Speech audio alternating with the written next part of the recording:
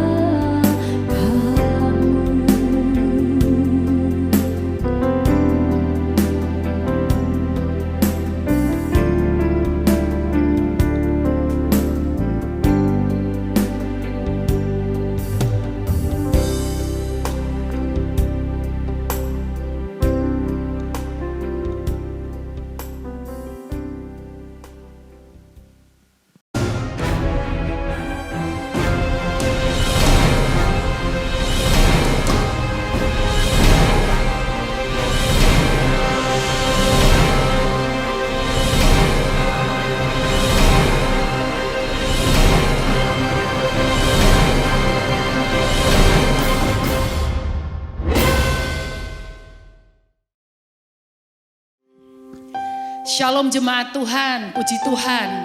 Saat ini kita datang di hadapan Tuhan, kita mau tinggikan Raja kita. Dia layak terima segala pujian penyembahan kita. Terima kasih Tuhan, kami bersyukur buat segala apapun yang terjadi dalam hidup kami. Satu hal Tuhan, kami hanya mau bersyukur dan meninggikan Engkau. Kami mau menyembah Engkau Tuhan karena kami mengasihi-Mu. Terpujilah nama-Mu Tuhan, Engkau hadir di tengah kami. Kami percaya Tuhan, Engkau yang membebaskan setiap kami. Dalam nama Tuhan Yesus, amin. Haleluya, kita akan nyanyi buat Tuhan kita nyanyi bagi Dia. Haleluya.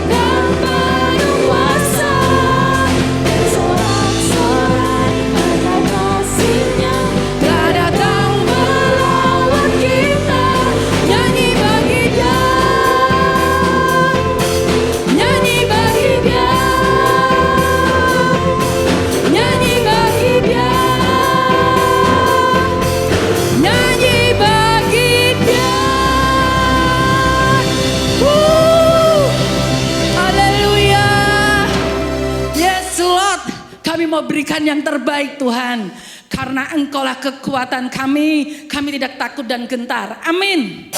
Yesus, Kau kekuatan kami.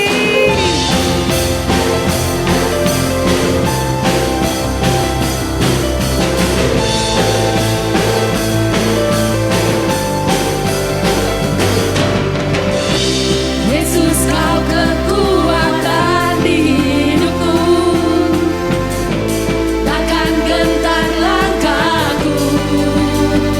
Amin. Kau angkat tanganku di saat ku jatuh.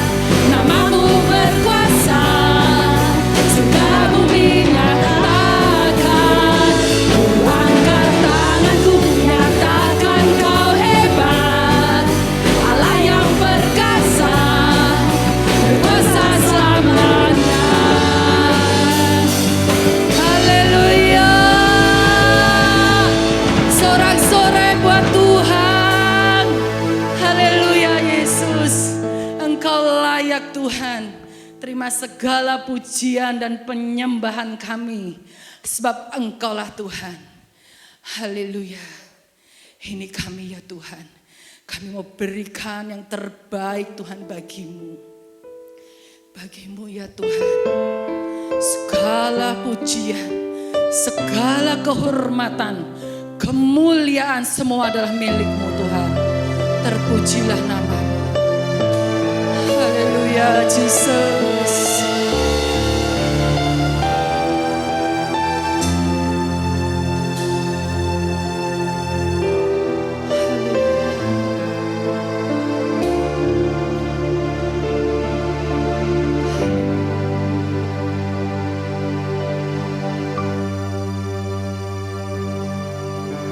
Ku datang padamu, membawa pujianku, hanya kekuatan hadirat-Mu sanggup menjaga hatiku.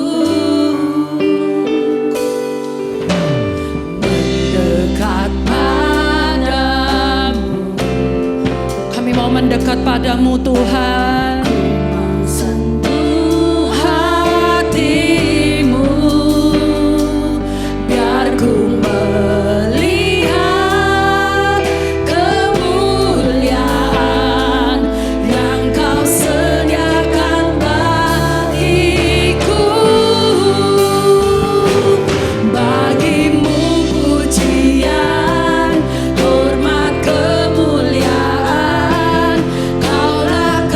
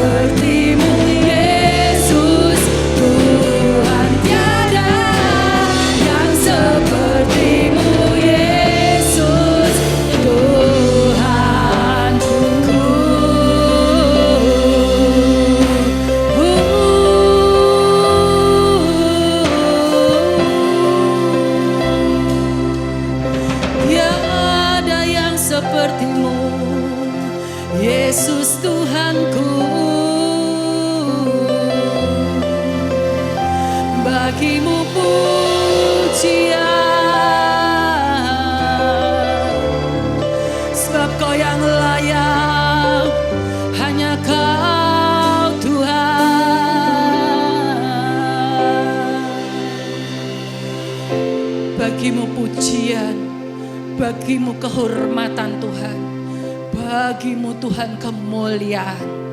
Setiap lutut bertelut, setiap lidah mengaku Yesus Kristus Tuhan yang berkuasa atas kami.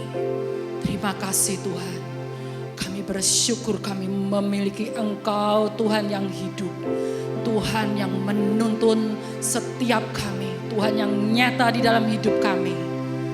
Terpujilah nama-Mu Tuhan. Sebentar kami mendengarkan firman-Mu Tuhan. Engkau yang terangi setiap hati kami dengan kebenaran firman-Mu. Sebab kami percaya firman-Mu Tuhan adalah kekuatan kami.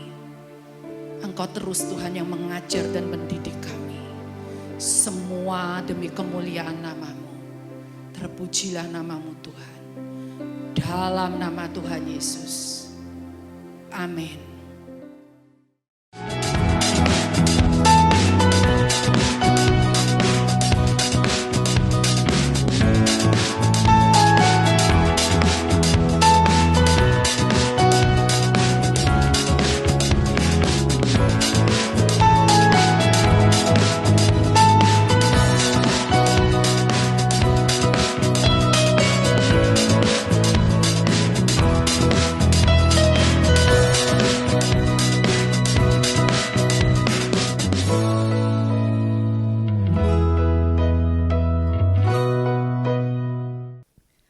Shalom jemaat yang dikasihi oleh Tuhan, doa saya kita semua dalam perlindungan dan penyertaannya.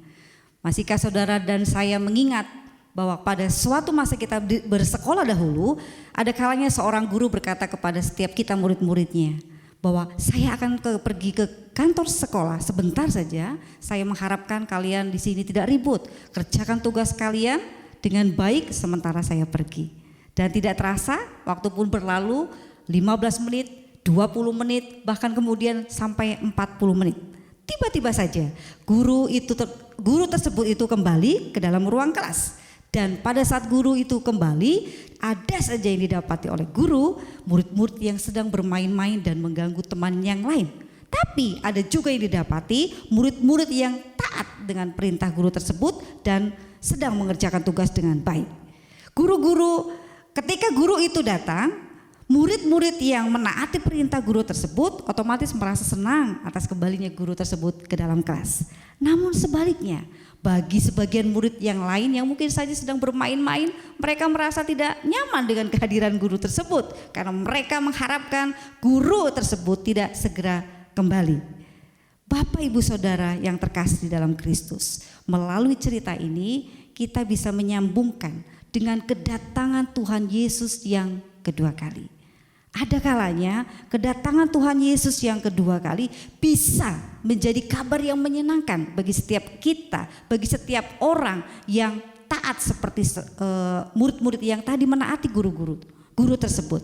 Tetapi bagi sebagian orang yang tidak siap, berita kedatangan Tuhan Yesus yang kedua kali dapat menjadi berita yang buruk atau berita yang tidak nyaman bagi setiap mereka.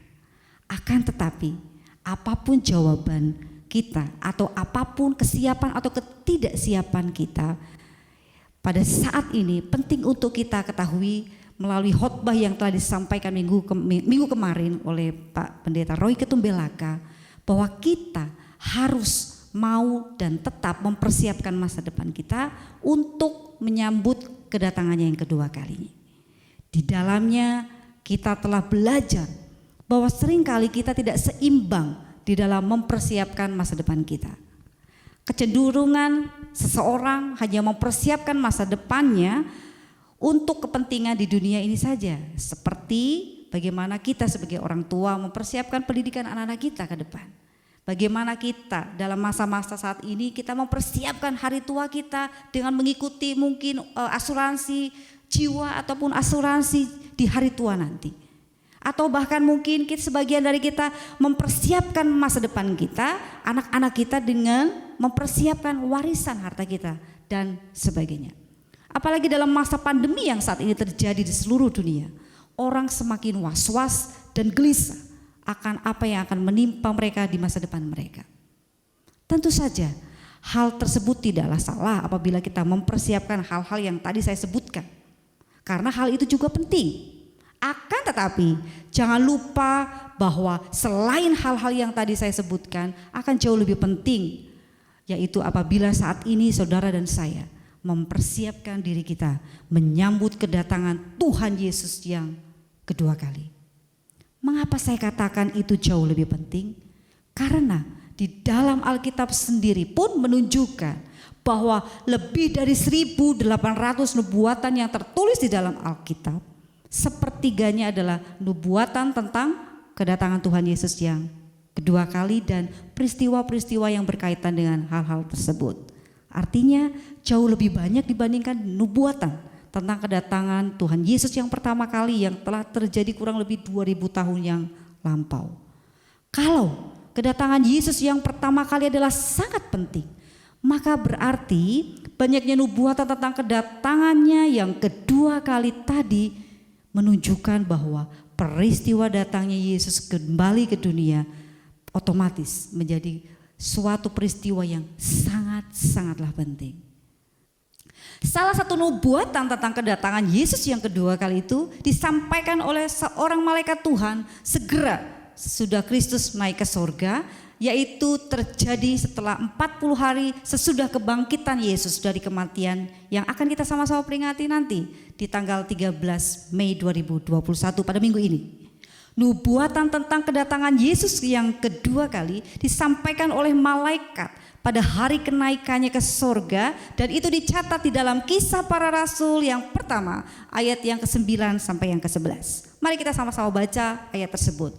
Dikatakan di dalam Kisah Para Rasul 1 ayat yang ke-9 sampai yang ke-11. Sesudah ia mengatakan demikian, terangkatlah ia disaksikan oleh mereka dan awan menutupnya dari pandangan mereka. Ketika mereka sedang menatap ke langit, waktu ia naik itu, tiba-tiba berdirilah dua orang yang berpakaian putih dekat mereka dan berkata kepada mereka, "Hai orang-orang Galilea, mengapakah kamu berdiri melihat ke langit? Yesus ini yang terangkat ke surga meninggalkan kamu akan datang kembali dengan cara yang sama seperti kamu melihat dia naik ke surga." Pernyataan malaikat yang disebut sebagai orang yang berpakaian putih ini menegaskan bahwa Yesus akan datang kembali ke dunia. Sekarang adalah penting bagi setiap kita untuk bertanya, mengapa Yesus akan datang kembali? Sehingga kita dapat memahami tentang masa depan yang sedang menanti di hadapan kita. Hal itulah yang akan kita bahas bersama-sama di dalam kesempatan ini, di mana minggu-minggu yang selanjutnya saudara dan saya kita akan sama-sama belajar menelaah bagaimana Yesus akan datang kembali, kapan ia akan datang kembali, dan bagaimana kita harus mempersiapkan diri kita untuk menyongsong peristiwa tersebut. Ada 3 alasan yang akan saya sampaikan pada kesempatan hari ini mengenai alasan kedatangannya yang kedua kali. Alasan yang pertama adalah dia akan menggenapi firman dan janjinya. Apapun yang Tuhan janjikan, dia pasti genapi secara sempurna, termasuk kedatangannya yang kedua kali nanti. Yesus berjanji kepada pengikutnya bahwa ia akan datang kembali. Hal ini dicatat secara jelas di dalam Yohanes 14 ayat yang pertama sampai ayat yang ketiga. Dikatakan, janganlah gelisah hatimu, percayalah kepada Allah, percayalah juga kepadaku. Di rumah Bapa-Ku banyak tempat tinggal. Jika tidak demikian, tentu aku mengatakannya kepadamu, sebab aku pergi ke situ untuk menyediakan tempat bagimu, dan apabila aku telah pergi ke situ dan telah menyediakan tempat bagimu, aku akan datang kembali dan membawa kamu ke tempatku, supaya di tempat di mana aku berada, kamu pun berada. Melalui janjinya di dalam firman tersebut kepada para muridnya, dengan jelas kita bisa melihat dan membaca bahwa Tuhan Yesus berjanji bahwa dia akan datang kembali untuk membawa kita kepada persekutuan yang indah bersamanya di sorga. Dan janjinya itu dapat kita pegang. Hal itu sama seperti peristiwa yang terjadi pada tahun 1914. Ada seorang bernama Ernest Shackleton, di mana dia memimpin ekspedisi pelayaran ke Antartika yang kemudian dilanjutkan menuju ke Kutub Selatan. Ekspedisi itu pada awalnya dikatakan berjalan sesuai rencana sampai pada suatu waktu kapal yang mereka naiki itu terjebak es sehingga mengakibatkan lambung dari kapal itu menjadi hancur. Para awak kapal berhasil mencapai pulau kecil dengan perahu penolong. Sebagai bentuk usaha untuk mencari pertolongan dan bertanggung jawab dengan awak kapal yang dipimpinnya, pada akhirnya Shackleton dan juga rombongan kecilnya memutuskan untuk segera pergi berangkat melintasi 1280 km lautan yang berbahaya ke sebuah pulau South Georgia. Dan sebelum pergi, dia berjanji kepada sebagian besar awak yang ditinggalkannya bahwa dia akan datang untuk menjemput rombongan awak kapal yang lain setelah dia menemukan penyelamat. Dan berbekal sextant atau alat pengukur sudut astronomis untuk menentukan posisi kapal di laut, sebagai pemandu, pada akhirnya diceritakan bahwa Shackleton dan juga rombongan penyelamat kecil yang dia bawa berhasil mencapai pulau Georgia tersebut. Dan kemudian Shackleton lalu memimpin rombongannya lain melintasi medan berbukit curam menuju pelabuhan kapal penangkap ikan paus di sisi lain di pulau tersebut. Dan di sana pada akhirnya dia bisa mendapatkan kembali kapal untuk menyelamatkan awak kapal yang lain yang ditinggalkannya. Dan sang pemimpin tersebut, yaitu Shackleton, dia memegang perkataannya dan dia kembali untuk menjemput sebagian besar awak kapal yang ditinggalkannya. Dan dikatakan tidak ada seorang pun yang ditinggalkan oleh Ernest Shackleton. Keteladanan seorang Ernest Shackleton jarang dijumpai, karena kecenderungan kita sebagai manusia banyak kali kita menemukan atau bahkan mungkin diri kita sering lupa dengan apa yang sudah kita janjikan. Namun satu hal yang harus kita pahami bahwa kita mempunyai Allah yang tidak pernah ingkar janji. Ketika Yesus hendak meninggalkan para murid-muridnya dan naik ke surga, dia berjanji akan kembali dan pasti dia akan genapi. Dalam penantian di masa pandemi seperti ini, banyaklah hari-hari ini kita mengingat janji Tuhan itu. Kita percaya bahwa Dia bersama kita dan Dia memberi masa depan yang jauh lebih baik. Itu sebabnya dikatakan Yohanes 14 ayat 1 sampai 3, janganlah gelisah hatimu, percayalah kepada Allah, percayalah juga kepadaku. Aku akan datang kembali dan membawa kamu ke tempatku supaya di tempat di mana aku berada, kamu pun berada. Setelah menanggung sengsara salib, Yesus bangkit dari maut untuk memberi hidup kekal kepada tiap orang yang mempercayainya sebagai juru selamat. Kini dia tinggal di dalam kita oleh Roh Kudus, tetapi kelak dia akan kembali dan mengumpulkan kita di dalam hadiratnya. Dan ucapan Yesus itu dapat dipercaya. Oleh karena itu, kesusahan, kesedihan, dan tantangan apapun yang mungkin saudara alami hari-hari ini, terutama di tengah pandemi yang seolah-olah tidak pasti, peganglah terus janjinya sehingga kita akan menjadi pribadi yang kuat, tidak tawar hati, melainkan menjadi pribadi yang antusias, optimis. Bukan karena kekuatan kita, tapi karena kita menyadari bahwa ada Tuhan yang selalu menggenapi janjinya di dalam kehidupan kita. Berikutnya, alasan yang kedua tentang kedatangannya kembali adalah untuk mengakhiri kejahatan di dunia. Karena saat itu ia akan datang kembali sebagai hakim yang adil, hakim yang berkuasa, dan yang akan mengadili iblis dan para pengikutnya. Hal ini dicatat di dalam Wahyu pasal yang ke-19 dan 20. Saudara nanti bisa membacanya kembali, tapi saya akan membacakan bagi setiap kita di dalam Wahyu pasal yang ke-20 ayat yang ke-10 sampai ayat yang ke-12. Dan iblis yang menyesatkan mereka dilemparkan ke dalam lautan api dan belerang. yaitu tempat binatang dan nabi palsu itu, dan mereka disiksa siang malam sampai selama-lamanya. Lalu aku melihat suatu tahta putih yang besar, dan Dia yang duduk di atasnya. Dari hadapannya lenyaplah bumi dan langit, dan tidak ditemukan lagi tempatnya. Ayat yang ke-12, dan aku melihat orang-orang mati, besar dan kecil, berdiri di depan tahta itu. Lalu dibuka semua kitab, dan dibuka juga sebuah kitab lain, yaitu kitab kehidupan. Dan orang-orang mati dihakimi menurut perbuatan mereka, berdasarkan apa yang ada tertulis di dalam kitab-kitab itu. Di ayat-ayat ini ditulis bahwa bukan hanya nabi palsu serta antikristus yang di ayat 10 disebut sebagai binatang akan dilempar ke dalam lautan api dan belerang, tetapi iblis sendiri juga akan ditangkap dan dilempar ke tempat hukuman yang kekal itu.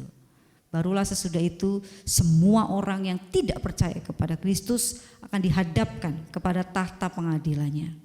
Di situ Yesus akan duduk sebagai hakim yang menghakimi, dan mereka yang tidak percaya kepadanya akan dihukum bersama dengan iblis serta para malaikatnya. Dengan demikian ia mengakhiri kejahatan di muka bumi ini. Hal tersebut dipertegas di dalam Matius 16 ayat yang ke-27. Sebab anak manusia akan datang dalam kemuliaan Bapanya diiringi malaikat-malaikatnya. Pada waktu itu ia akan membalas setiap orang menurut perbuatannya. Berarti kalau saat ini kita melihat bahwa kejahatan di dunia semakin hari bukannya semakin berkurang, tetapi semakin bertambah, kita tidak perlu berputus asa. Karena kita tahu bahwa melalui kedatangan Tuhan Yesus yang kedua kali, itu semua akan ada akhirnya. Kalau hari-hari ini kita melihat bahwa orang-orang yang berbuat jahat serta mereka yang mungkin bertindak sewenang-wenang, bertindak lalim terhadap kita para pengikut Kristus, dan mereka nampak seperti hidup dengan nyaman dan menyombongkan diri, sedangkan orang yang benar justru hidup menderita, kita tidak perlu merasa resah dan iri, karena semua itu akan ada akhirnya. Karena Yesus akan datang kembali ke dunia sebagai hakim yang adil. Di saat itulah ia akan menegakkan keadilan serta kebenaran dan menghapus kejahatan dari muka bumi.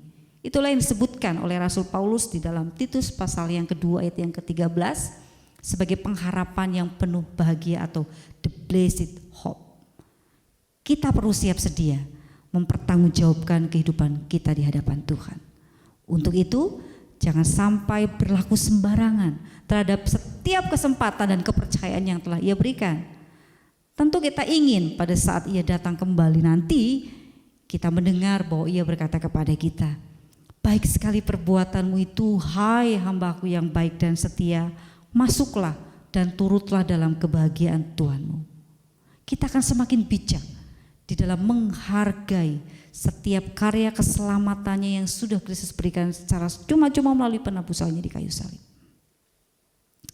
Sekarang alasan yang ketiga tentang mengapa Yesus akan datang kembali, yaitu yang ketiga, untuk menetapkan kerajaannya di dunia.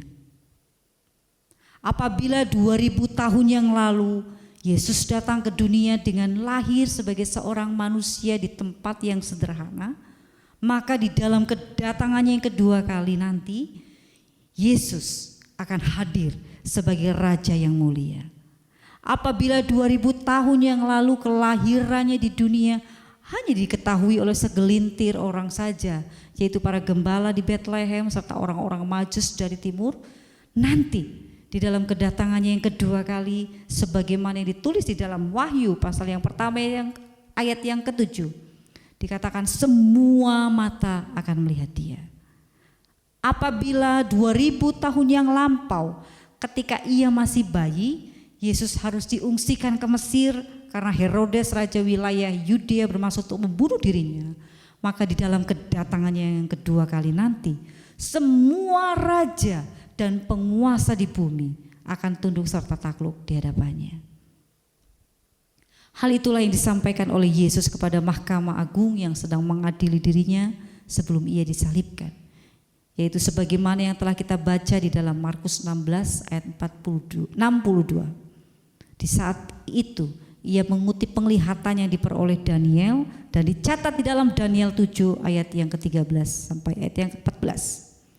Aku terus melihat dalam penglihatan malam itu, tampak datang dengan awan-awan dari langit, seorang seperti anak manusia. Datanglah ia kepada yang lanjut usianya itu, dan ia dibawa ke hadapannya. Lalu diberikan kepadanya kekuasaan dan kemuliaan dan kekuasaan sebagai raja. Maka orang-orang dari segala bangsa, suku bangsa, dan bahasa mengabdi kepadanya. Kekuasaannya ialah kekuasaan yang kekal, yang tidak akan lenyap, dan kerajaannya ialah kerajaan yang tidak akan musnah. Yesus bukanlah hanya raja atas kelompok orang saja, tetapi kelak akan nyata bahwa dialah raja di atas segala raja. Amin. Itulah Yesus yang akan datang kembali sebagai sang raja di dalam kerajaannya. Di saat itu, sebagaimana yang telah dinubuatkan di dalam Yesaya 45 ayat 23, semua orang akan bertekuk lutut di hadapannya, dan seperti yang tertulis di dalam Filipi pasal yang kedua ayat yang ke-10 sampai 11, segala lidah akan mengaku Yesus Kristus adalah Tuhan. Dan di dalam kerajaannya itu, sebagaimana yang ditulis di dalam Wahyu pasal yang ke-21 ayat yang keempat, dikatakan tidak akan ada lagi air mata, tidak akan ada lagi maut, tidak akan ada lagi perkabungan atau ratap tangis atau duka cita, sebab segala sesuatu yang lama itu telah berlalu. Bukan itu saja, seperti yang ditulis di dalam Wahyu pasal yang ke-22 ayat yang ketiga sampai yang kelima, para hambanya akan memerintah sebagai raja bersama dengan dia sampai selama-lamanya. Kalau kita memahami bahwa itulah yang menjadi alasan dari kedatangan Yesus yang kedua kali ke dunia, yaitu untuk menegakkan kerajaannya dan memerintah sebagai raja di atas muka bumi, dan di saat itu kita, dikatakan para pengikutnya, hamba-hambanya akan memerintah bersama-sama dengan dia. Maka di saat ini apapun keadaan kita tidak usah merasa minder, karena sesungguhnya keberadaan kita di dunia saat ini merupakan masa pelatihan sampai suatu hari nanti kita akan memerintah bersama dengan Kristus sebagai raja untuk selama-lamanya. Dengan demikian berarti bagi kita orang yang percaya kepada Yesus Kristus, kedatangannya yang kedua kali, yaitu yang terjadi pada akhir zaman nanti, bukanlah peristiwa yang mengerikan, tetapi sebaliknya merupakan hari yang sangat kita nantikan. Sebab pada hari itu kita akan berjumpa dengan Kristus, kasih kita, dan kita akan tinggal bersama dengan Dia untuk selama-lamanya. Perjumpaan dengan Kristus yang diistilahkan di dalam Alkitab sebagai hari pernikahan anak domba. Mungkinkah bagi seorang perempuan hari pernikahan itu dipandang sebagai hari yang mengerikan? Tentu saja tidak ya, kecuali kalau ia menikah dalam perkawinan paksa dengan laki-laki yang tidak dicintai. Tetapi kalau pengantin laki-laki yang akan menikahi dirinya adalah lelaki atau pribadi yang ia kasihi, otomatis hari pernikahan tersebut tentu akan merupakan hari yang sangat ia dambakan. Untuk itu, jauh sebelumnya ia telah mempersiapkan diri dengan berdandan bagi calon suaminya. Hal itulah yang sepatutnya menjadi sikap kita sebagai orang-orang yang telah ditebus oleh Yesus Kristus, Sang Anak Domba Allah. Kita akan mempersiapkan diri kita dengan hidup sebagaimana yang Ia kehendaki, supaya pada hari yang mulia itu kita tidak usah merasa malu ketika kita berdiri di hadapannya. Perjumpaan yang sangat kita nantikan, sebab kita tahu bahwa oleh anugerah Allah di dalam iman kita kepada Kristus, kita pasti akan berjumpa dengan Dia di dalam sukacita yang besar. Sehingga sama seperti Rasul Yohanes di dalam Wahyu pasal yang ke-22 ayat yang ke-21, kita dapat berkata, amin, datanglah Tuhan Yesus. Mari kita berdoa. Bapa yang baik, sungguh kami mengucap syukur oleh karena kebenaran firman-Mu mengajarkan, mengingatkan kami bahwa kami adalah anak-anak-Mu yang sungguh hidup menanti-nantikan Tuhan. Tuhan Yesus, biarlah di dalam masa penantian kami boleh semakin hidup percaya kami boleh semakin hidup beriman kepada Kristus. Karena kami tahu Tuhan bahwa janji-Mu ya dan amin. Engkau akan datang kedua kali menjemput setiap kami, anak-anak-Mu yang setia kepada Kristus. Biarlah Tuhan Kau mendapati setiap kami yang mendengar firman-Mu pada kesempatan saat ini menjadi hamba-hamba-Mu yang setia, taat sampai Engkau datang menjemput setiap kami menjadi mempelai-Mu yang dikasihi oleh Engkau. Terima kasih Bapa, biarlah pada kesempatan saat ini hidup kami boleh menjadi hidup yang semakin menghargai kesempatan, kepercayaan yang Kau berikan bagi hidup kami dengan hidup semakin benar di hadapan Tuhan. Terima kasih Bapa, hamba-Mu terbatas untuk membawakan firman-Mu, tapi biarlah kuasa Roh Kudus-Mu sendiri yang menolong setiap umat-Mu, dimampukan bukan hanya mendengar, tapi setiap kami mampu melakukan kebenaran firman-Mu pada hari ini. Di dalam nama Yesus Kristus, kami sudah berdoa mengucap syukur. Haleluya. Amin. Tuhan Yesus memberkati setiap kita.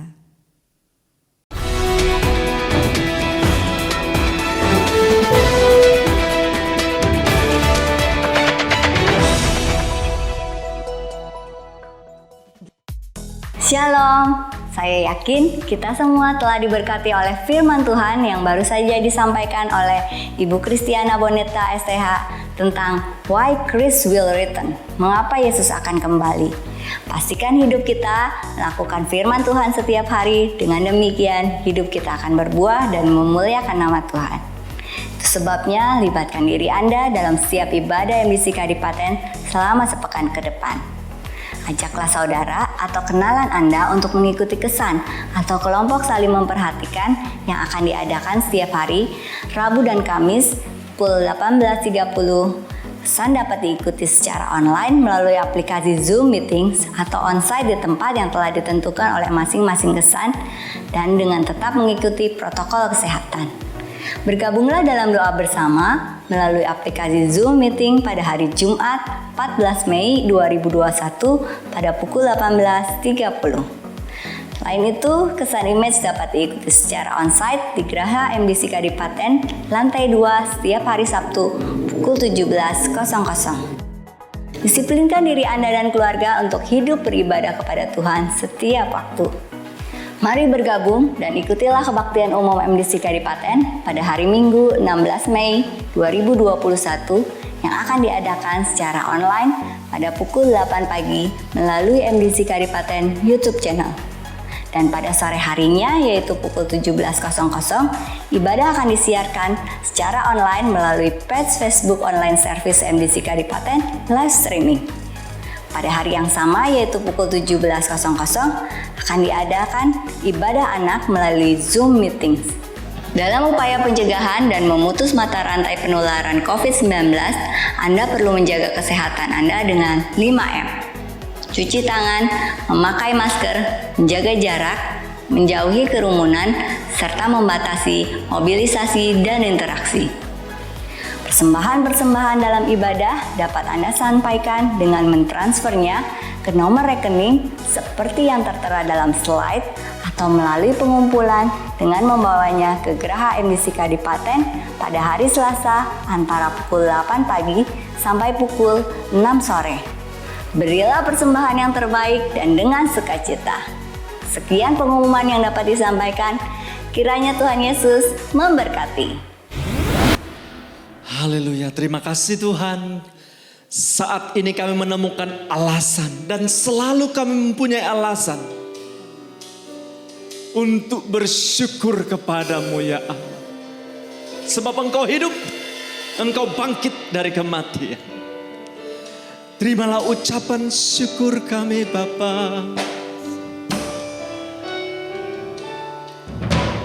Ku bersyukur padamu Tuhan atas kasih-Mu. Ku bermazmur bagi nama-Mu yang kudus.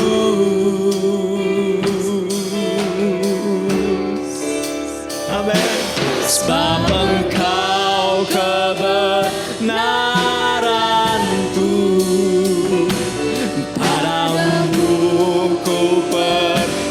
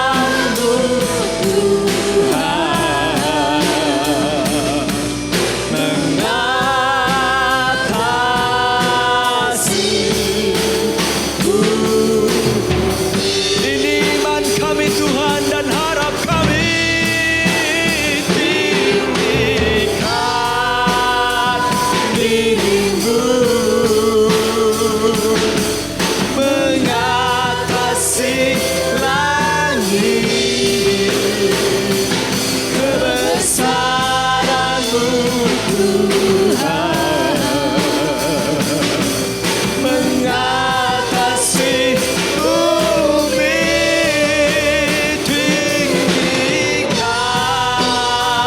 dirimu,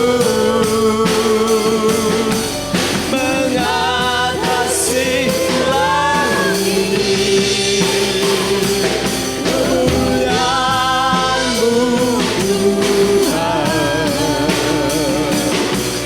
mengatasi bumi, kebesaran-Mu Tuhan, kebesaran-Mu, kemuliaan-Mu Tuhan, kemuliaan-Mu, oh kebesaran-Mu, kebesaran-Mu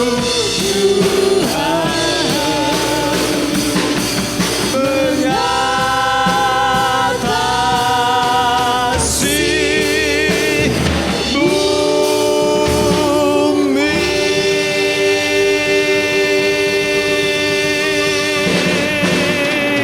Haleluya. Kebesaran-Mu Tuhan mengatasi bumi. Nyata Engkau Allah berkuasa atas alam maut. Nyata Engkau berkuasa atas alam semesta ini. Engkau bukan hanya Tuhan atas setiap kami, tapi Engkau Tuhan atas seluruh bumi. Terpujilah Allah yang dahsyat dan luar biasa. Bangga kami memiliki Allah seperti Engkau Tuhan. Terima kasih untuk anugerah-Mu. Kau jadikan kami anak-anak-Mu yang bisa memanggil Engkau ya Aba, ya Bapa kami. Saat ini jemaat Tuhan, dimanapun Engkau berada, lihat Tuhan-Mu besar. Dia Bapa kita. Dan Dia ingin engkau hidup diberkati selama-lamanya. Pegang janjinya. Jangan mudah berputus asa. Sebab dalam Tuhan ada pengharapan. Di dalam Kristus kita punya alasan untuk bersyukur. Karena Dia Allah yang bangkit. Mengatasi dosa. Mengatasi kematian. Mengatasi hukum maut. Terpujilah Engkau Tuhan. Lihat umat-Mu ya Allah dimanapun mereka berada. Mereka beriman dan berharap kepada Tuhan. Dengan segala persoalan yang mereka hadapi. Apapun itu. Datangi mereka dengan kasih setia-Mu ya Allah. Anugerahkan mereka keselamatan dan kerinduan untuk hidup selalu diberkati oleh Tuhan. Dan hidup selalu dekat dengan Tuhan dan tetap setia sampai akhir. Terima kasih Tuhan. Engkau Allah sendiri dari tempat yang maha tinggi. Menilik jemaat-Mu dalam pergumulan mereka. Berkati mereka Tuhan. Yang sakit Tuhan sembuhkan. Yang bimbang Tuhan kiranya tetapkan. Yang berputus asa Tuhan berikan pengharapan baru. Mengingat janji-janji Allah. Ya dan amin Engkau setia genapi. Terimalah berkat dari Allah Bapa, cinta kasih dari Tuhan Yesus Kristus, persekutuan, pertolongan, penghiburan dari Roh Kudus, setia Tuhan kerjakan bagi engkau, menyertai engkau, melimpah-limpah, mulai saat ini sampai Tuhan datang kembali, menyongsong Dia di angkasa. Di dalam nama Tuhan Yesus Kristus. Dengan iman sama-sama dengan saya katakan, amin.